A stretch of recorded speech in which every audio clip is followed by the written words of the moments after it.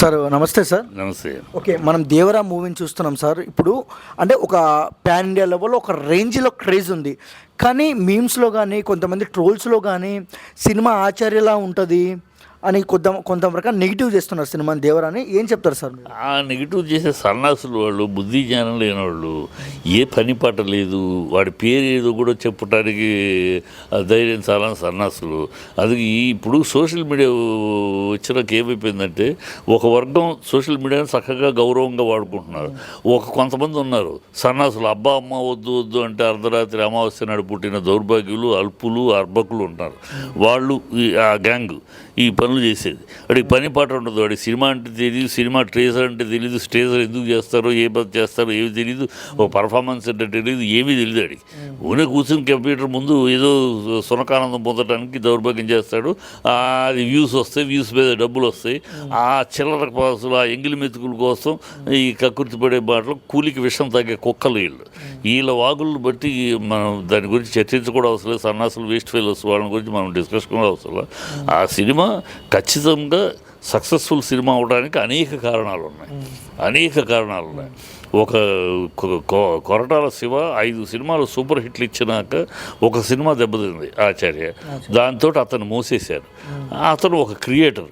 మామూలు సినిమా 5 సినిమాలు సక్సెస్లు ఏదో ఆషామాషిగా సక్సెస్ అవుతా, లక్కీగా ఏదో జాక్పాట్ లాగా కాల, ఆ కంటెంట్ని బట్టి హిట్ అయింది. కంటెంట్ బ్రహ్మాండమైన కంటెంట్ని బట్టి హిట్ అయింది. ఆ కంటెంట్ని బట్టి హిట్ అయింటే he's a creator, he's a మేధావి. ఒక డైరెక్టర్గా, ఒక క్రియేటివిటీ ఉన్న డైరెక్టర్, ఒక బాధ్యత, రెస్పాన్సిబిలిటీ ఉన్న డైరెక్టర్. అతనికి అలాంటి క్రియేటర్స్కి ఎప్పుడు కూడా కొరటాల శివే కాదు, ఇంకెవరైనా ఏ క్రియేటర్కైనా ఒక ఫెయిల్యూర్ వస్తే రెండింతల ఎత్తుకు ఎగిరి చేస్తారు. అంటే సింహం, క్రియేటర్ అనేవాడు సింహం అంటాడు. సింహం ఒక అడుగు వెనకబడిందంటే 10 అడుగులు ముందుకు దూకుద్దని అంటారు. అట్లాగే ఒక క్రియేటర్ ఒక దెబ్బ తగిలిందంటే ఆ దెబ్బ నుంచి కసితోటి ఒక ఫుల్ లాంగ్ జంప్ లాంటిది చేస్తాడు. ఆ కసితోటి చేస్తున్నాడు కొరటాల శివ ఈ సినిమాని. ప్రతి ఫ్రేము, ప్రతి షాటు, ప్రతి యాంగిల్ కష్టపడి ప్రతిదీ చెక్కి చేస్తున్నాడు. దానికి తగినట్టు జూనియర్ ఎన్టీఆర్ పాత్రలోకి లీనమైపోయి, పాత్రే తప్పితే ఎన్టీఆర్ కనపడకుండా, డ్యూయల్ రోల్ పైగా పాత్రే తప్పితే ఆర్టిస్ట్ కనపడకుండా పాత్రే కనపడేటట్టు లీనమై కష్టపడి నటిస్తున్నాడు. బాధ్యతతోటి చేస్తున్నాడు ఎందుకంటే నన్ను నమ్మి ఇవాళ గతంలో ఓన్లీ తెలుగు మార్కెట్ ఇవాళ నేషనల్, ఇంటర్నేషనల్ అయింది. ఎంతోమంది నా మీద బేస్ చేసి నా మీద కోట్లు ఇన్వెస్ట్మెంట్ పెడుతున్నారు, కోట్లు డబ్బులు పెట్టుబడి పెడుతున్నారు నా మీద. వాళ్ళందరి మీద బాధ్యత నాకుంది. నా మీద ఇన్ని కోట్లు పెట్టి ఖర్చు పెట్టి ప్రొడ్యూసర్ అవ్వచ్చు, డిస్ట్రిబ్యూటర్ అవ్వచ్చు, ఎగ్జిబిటర్ అవ్వచ్చు, వీళ్ళందరూ ఇన్ని కోట్లు దేశంలో విదేశాల్లో వాళ్ళు కూడా కొంటూ పెడుతున్నారు. వాళ్ళ మీద బాధ్యత నాకుంది. నేను మంచి సినిమా ఖచ్చితంగా కష్టపడి మంచి సినిమా చేయకపోతే వాళ్ళందరూ నష్టపోతారు. వాళ్ళందరూ నష్టపోకుండా ఉండాలంటే నేను కష్టపడి బాధ్యతతో చేయాలి అని ఎంతో బాధ్యత అన్ని విషయాలు పక్కన పెట్టి ఈ సినిమా విషయంలో ఫుల్ ఏకాగ్రతతో చేస్తున్నాడు.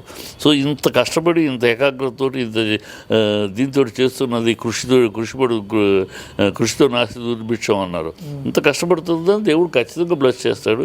వాళ్ళు ఆషామాషికి ఏదో జోక్గా అలా టప్పాగా తీయట్లేదు, అలా టప్పగా చేయట్లేదు, కష్టపడి చేస్తున్నారు. ప్రతి షాటు, ప్రతి సీను, ప్రతి సీక్వెన్సు 1కి 10 మాటలు ఆలోచించి ప్రజల దగ్గరికి వెళ్ళడానికి ఎంత ఆలోచిస్తారు. సో అది దానికి ఇన్ని కారణాలు ఉన్నాయి సక్సెస్ అవడానికి. ఫెయిల్ అవడానికి కారణం ఏముంది? ఏదో సులువాగుడు తప్పితే. అండ్ ఇంకొకటి ఏంటంటే సార్, ఆ సోను సూద్ ఆచార్యలో ఉన్నారు విలన్గా. అంటే సైఫ్ అలీ ఖాన్, సోను సూద్ హెయిర్ స్టైల్ ఒకేలాగుంది, రామ్ చరణ్ హెయిర్ స్టైల్, ఎన్టీఆర్ గారి హెయిర్ స్టైల్ ఒకేలా ఉంది. అందుకే సినిమా ఫ్లాప్ అయింది. పాతఘట్టంలానే ఉంది ఇప్పుడు చూస్తే సీక్వెన్స్ అనే సన్నాసులు, ఆ దరిద్ర నా కొడుకు, చెత్త నా కొడుకులని ఎవరినన్నా దొరికితే నా దగ్గరికి తీసుకురా, నా ముందు నుంచబడి వాడు అడుగుతాను సినిమాని గురించి ఏంటో. వాడికి ఒక్క అక్షరం కడుపుకి వస్తే నా కొడుకులకి సినిమాని గురించి అక్షరం ఒక తెలియదు. ఈ చెత్త నా కొడుకులు, పని పాటలేని నా కొడుకులు ఏదో వాగుతూ ఉంటారమ్మా. దరిద్ర వాళ్ళకి వాటి గురించి డిస్కస్ చేయటమే ఆ సన్నాసులకు విలువ ఇవ్వటమే. దౌర్భాగ్యులాళ్ళు వాళ్ళని కాండించి ఉమ్మేసి పక్కన పెట్టాల్సిన క్యారెక్టర్స్ అయ్యి దరిద్రులు. వాళ్ళ గురించి వాళ్ళకి ఏం తెలుసు మాట్లాడతారు. సినిమాని గురించి ఒక ట్రైలర్ చూసేసి వాళ్ళకి ఏం తెలుస్తుంది? ట్రైలర్ ఎందుకు ఒక్కొక్క సినిమాలో అనేక భాగాలు ఉంటాయి. ఇలాంటి స్టాండర్డ్స్ స్టేజ్ సినిమాకి ఒక సెంటిమెంటలు, ఒక పర్ఫార్మర్ ఓరియంటెడ్, ఒక యాక్షన్ ఓరియంటెడ్, ఒక magnanimity of the making of the ఇలా 4 భాగాలు ఉంటాయి.